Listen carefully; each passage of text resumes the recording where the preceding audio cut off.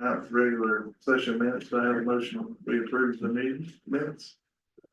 So moved. Second. Got a motion and a second, all in favor, vote usual sign. Motion carries. That'll lead us to young Jennifer Gunn. Presenting on disaster energy and rental assistance presentation. Good afternoon. It's good to see all of you again. Some of you are new faces. I know we've met. It's been very brief though. I'm Jennifer Garland and I supervise economic benefits for Mitchell County. That includes food and nutrition services, energy assistance, workforce services, and our program integrity, also known as our fraud department. So I have quite a few little things I'll take care of. I wanted to come up today and talk a little bit about the new energy disaster funds that we received. Since those are new and you guys haven't heard about those, we received on January 15th about a little over $93,000 in disaster energy funds. And these funds are to be used for energy crisis related directly to the hurricane. So it's a little bit out of our normal programs. We have to make a connection with the hurricane impacting the client's heating sources. So what we've been able to do with these funds, which we've not been able to do in previous years, there's no cap.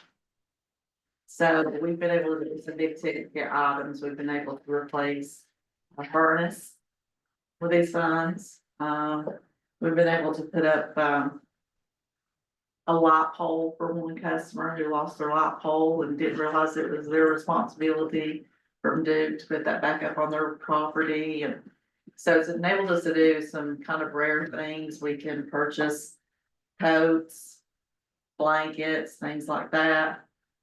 We've used about a little over $40,000 so far in 3 weeks of these funds, leaving us, we got about $54,000 left, a little less than that, which I think we're doing well with those funds. They do, once you get word of mouth out, they go a little bit better.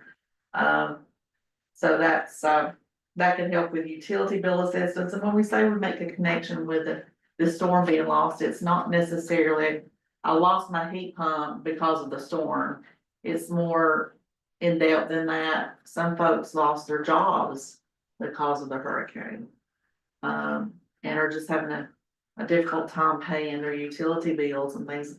You know, those things are coming back and they're expensive as people are still trying to run space heaters and things like that. So we can do the utility bill assistance, we can do reconnection costs and fees. We can do deposits, we can do meter repairs. We can also do the usual process programs like purchase propane, fuel, oil, kerosene, natural gas, things like that they need. We can also do things like insulation repairs. So maybe some of their insulation was damaged, so we could do insulation repair, broken window where they're losing heat. We had a lady losing window due to a tree falling through it. So there's little extra things that we can do with that. There's some things that we can't do with it, of course, anything connected to water or sewer. And I think that was a little disappointing for a lot of clients because they really liked that water program that we did have.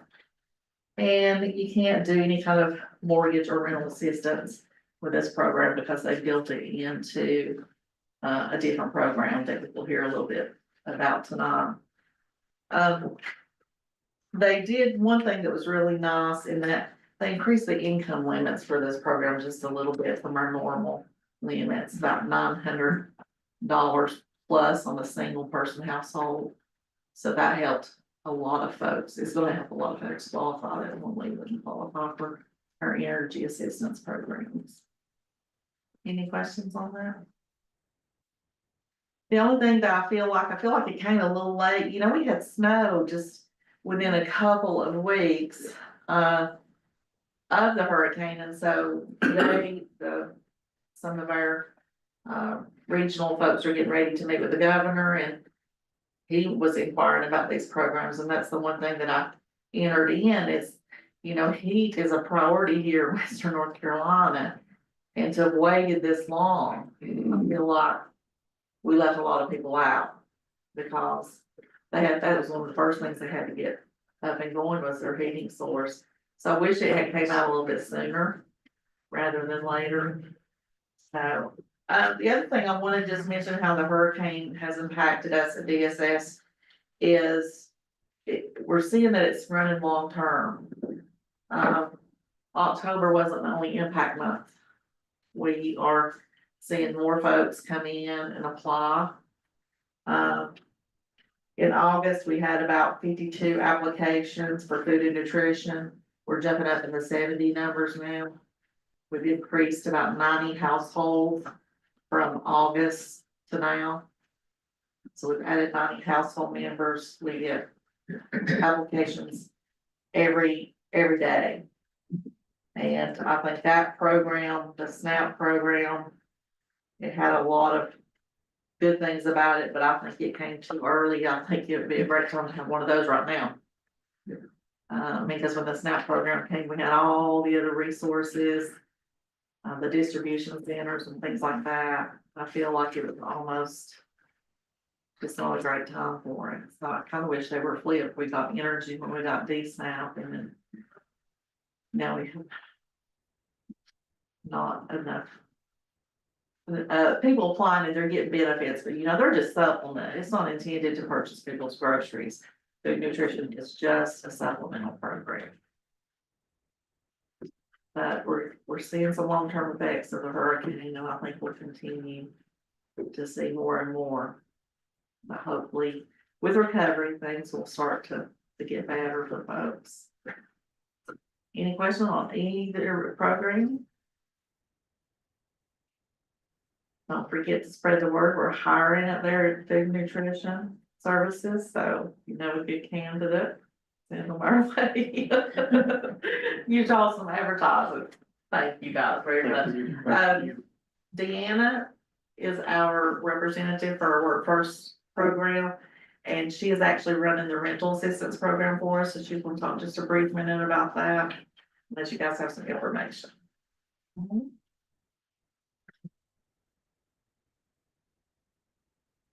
Thank you, Jennifer, for taking care of that.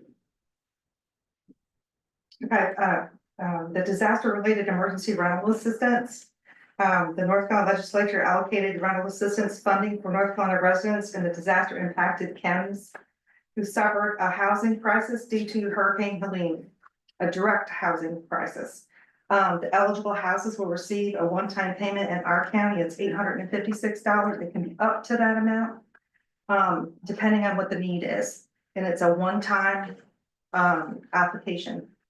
And it includes the whole household. They don't all have to be related to each other. If anybody's living there, they're all included, then their income is all included in the home. And that number is the fair market rate from the Housing and Urban Development, that $856 for a 2-bedroom, 2-bath.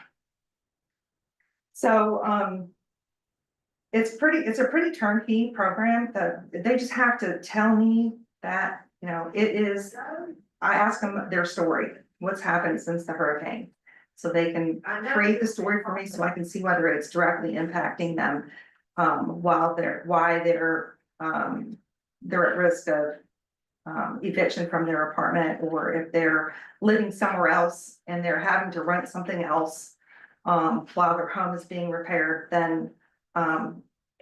Then I can review that application and potentially approve it, but it has to be directly related, whether they lost their job or they were displaced, had to go somewhere else. And, you know, there's a combination of different situations with that. So far, I think the program did come out in December. We didn't have a lot of direction at first with that, which I think it was in January. Was it in January we got the training? So since we got all the training for the program, I've had 12 applications. 10 have been approved, 2 are waiting on verifications. And then 1 is approved. I'm just waiting for her to send me her identification so I can submit that for payment in the morning. So we received $19,378, and of that, we spent $7,029 as of today. Which we're kind of anticipating we can, if we do are doing the full 856 payments, which I haven't with a couple of people because the need was not there. We should be able to serve about 22 to 23 people. Any questions? Let me get you to introduce yourself to the board real Oh, quick, because I'm I probably, sorry. there's some new members. Well, in just there to- that may not know you. My name's Deanna Bradford. I am the caseworker for emergency assistance and work first. And I do the rental assistance program. Thank you. You're welcome. So with this program, I can also couple off of if they have children in the home under the age of 18, because that's the criteria for work first and emergency assistance. I may be able to help them if that 856 isn't gonna meet the need with one of the other programs through work first. And if that's not gonna work for them, then I've got a list of other resources in the community, so we try to alleviate the crisis with a combination of different programs.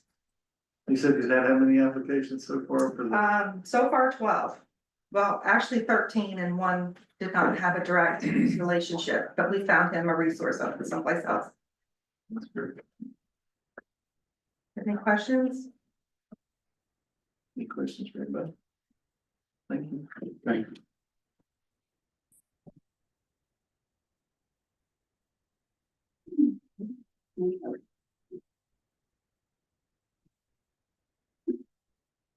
Anybody else? Okay, well, next thing on our item is the director's update, so. Get Mr. Regan to come on.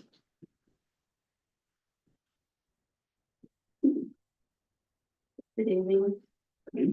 I just wanted to bring these ladies down to share those programs a little bit more because those funds are limited. However, we do have them right now. We want to make sure that we kind of get the word out. And I know I shared a little bit of it last time, but they have more details. So I just wanted to ask them to come. And I will say Jennifer, like she said, she does supervise many programs, which are very complex, and I want to personally thank her for what she does while she's here, and Deanna as well. Deanna really goes above and beyond in finding a resource. She's calling, she's doing grants, she's finding buddy eaters. She is on the phone constantly trying to find resources for families. So I wanted to thank you for all you do. I had a couple of folks reach out to me and actually talk about y'all's department. You know, how good that you were helping them. It was an elderly gentleman who got put in the not the Bryant Center anymore, whatever it's called now, Greens, yeah, and his wife was at home and you guys had helped her do some get some assistance, so that the fellow was very appreciative, and you know, it's just people take for granted a lot of times that, you know, that stuff's going on in the background and you don't get any good credit for it, so thank you. Just like Jenny said, it's been noticed in the community, so thank you. It's really our pleasure. Along with Jennifer's numbers, I wanted to kind of share a little bit about the Medicaid increase with applications as well. Michelle asked her to pull these numbers for us, but just to kind of give you an idea of what we're looking at of people actually applying for benefits currently. In October, we had 43 applications for Medicaid. In November, we had 68 applications for Medicaid. In December, we had 130 applications for Medicaid. So that's a 62% increase in applications. So that just, you know, it really, you know, these are the ripple effects of our hurricane still. So, part of our kind of to piggyback on her rental assistance, I did meet this week or last week actually with the hospitality house. I know I sent this information, Alan, or at least some of you. The hospitality house of Northwest North Carolina, which is the lead agency for Continuum of Care. And they're in Boone. I know you probably know the homeless shelter in Boone and that area. They're trying to get the word out because right now they're really trying to get a good count of how many homeless people we have in the county right now. So that's one of their objectives, and they're working on that through, I think, the 5th of February. So if you actually know of someone homeless, if you will have them reach out to me and I'll give them the number to contact this group.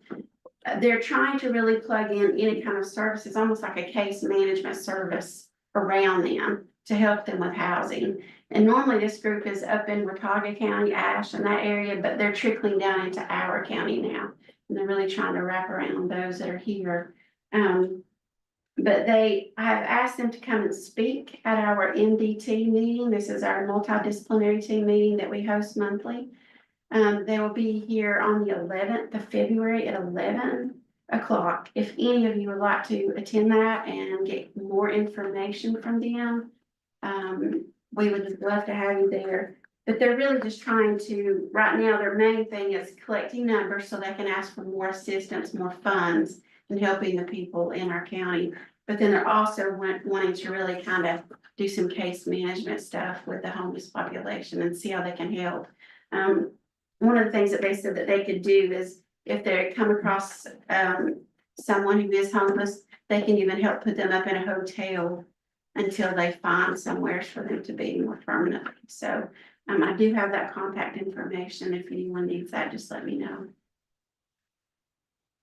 So like I said, our next MDT meeting is on the 11th, sorry, at 11 o'clock. We currently have our law enforcement meeting scheduled for the 13th at 3. And I know there's been a lot of discussion around President Trump freezing some of our federal dollars and that sort of thing. I just wanted you to know at this point, it is not affecting DSS. We've had many calls and concerns from clients, are afraid that it's going to stop their F&S services or their Medicaid. But as of this now, we have been directed that we will not see any calls or anything with our services. So I just wanted to kind of put that out there in case publicly, then also for you as the board. And as you see, I have Miss Elizabeth Custody with me tonight. She's filling in for Sean. And Tammy is also out tonight with a medical appointment for her son. So she will send out the budget information to you this week. So if you'll be looking for that. Okay, Miss Elizabeth.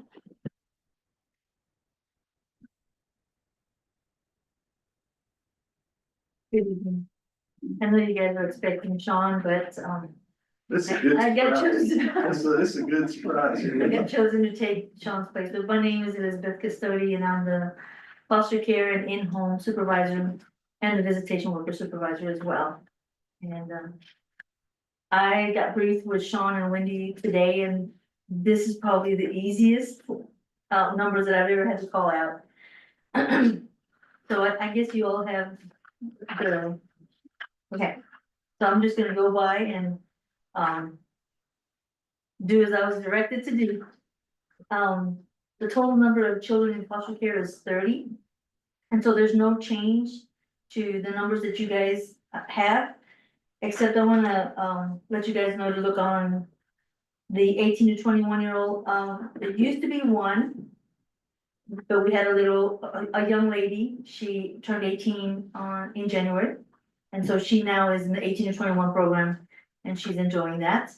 So one number went down, one number went up, but it's still the same. We still have that girl in our care. There's no difference in any kind of numbers to the foster care children placed out of county and stuff like that. No changes to the CPS.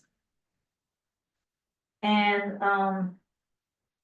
we had 2 new in-home cases come in. And it says the number of in-home cases open at the end of the month. We had a Buncombe County transfer to our county, so that raises our number to 3. And that is all that I have to report, but I can answer any questions and then we'll get Sean to answer. But I can answer any questions if you have any questions.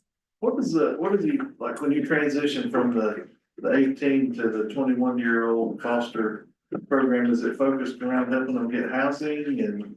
It is Career type stuff? transitioning them in a lot of different aspects, like we make sure that they're going to either part-time school and part-time work or full-time one or the other. We encourage college, we encourage trade schools. A lot of them have full-time jobs already, so we try to help them with that. We, try to connect them with, different places where they could learn budgeting and taking care of their money, opening up a bank accounts. They, when they turn 18, they're given their original birth certificate. Well, let me back that up. Not their original birth certificate. We purchased a brand new birth certificate for them, so it's nice and clean and not, you know how people have their. Wanted up. Yep, so they get a brand new one, we also give them a new social security card, so they're all set, they've got their Medicaid card.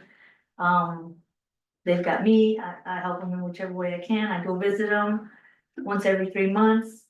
Or as needed, and That's a tough spot. we speak to some of their, it's like, they're 18, but we do try to help them to continue with their therapy and, you know, not to let that fall back. Most of the time they stay with the foster parent, I guess, or is it, do they go try to find their own? So this particular girl that just transitioned out. Her foster parent did tell her that she could stay there until she was able to sign a lease on an apartment, because at 17, she couldn't sign anything. So, this young girl decided to go with a family friend to stay just for a couple of days, and she's already signed her lease for her apartment. But we do have some foster parents that are genuinely good people, and they wanna see these kids turn out great. And at 18, I mean, the very day you turn 18, you're not ready to, most kids are not ready to just leave. I agree. So- Kids. Yeah. So that's what that program is about. Thank you. Thank you. You guys, any other Any other questions? questions? Thank you very much. Thank you.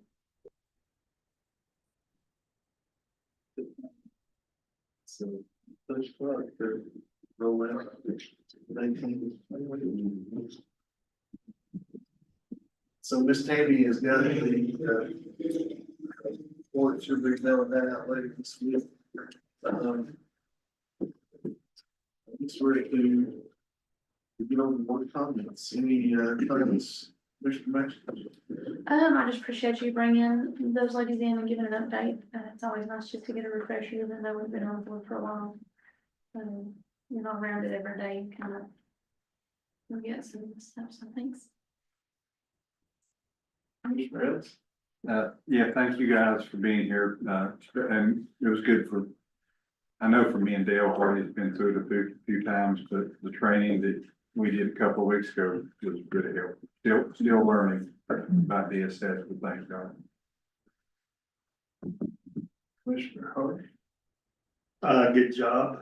Glad to hear the presentation on how the money was spent. You know, and the standard that had to be set to be able to get the money. Hopefully, if we have anybody out there that they've heard this on live stream, or they pick it up in the community, that they have a need, they know the requirements now. And just glad the money was there to assist folks. Commissioner Brooks? Thank you. For last Thursday for the tour and the presentation you gave us and all the materials, and it's very unlike Lee said, I am still learning more about DSS thanks to you guys that you're giving us all this information. You know, I only really knew about the school side with DSS, but there's a lot more than just the school side. Yes. So I'm learning a lot. Thank you for being so dedicated to your jobs. Yeah, I'd say thank you for doing that last week. I'm sorry I couldn't make it. It's not because I know everything. I definitely don't. I couldn't get there. But I know you guys did a great job. So thank you for taking time to do that. And I know these guys really appreciate it. You guys got a tough social spot. So if anything we can do to help, please let us know. And I think that's it. Good motion to adjourn. Motion made. However.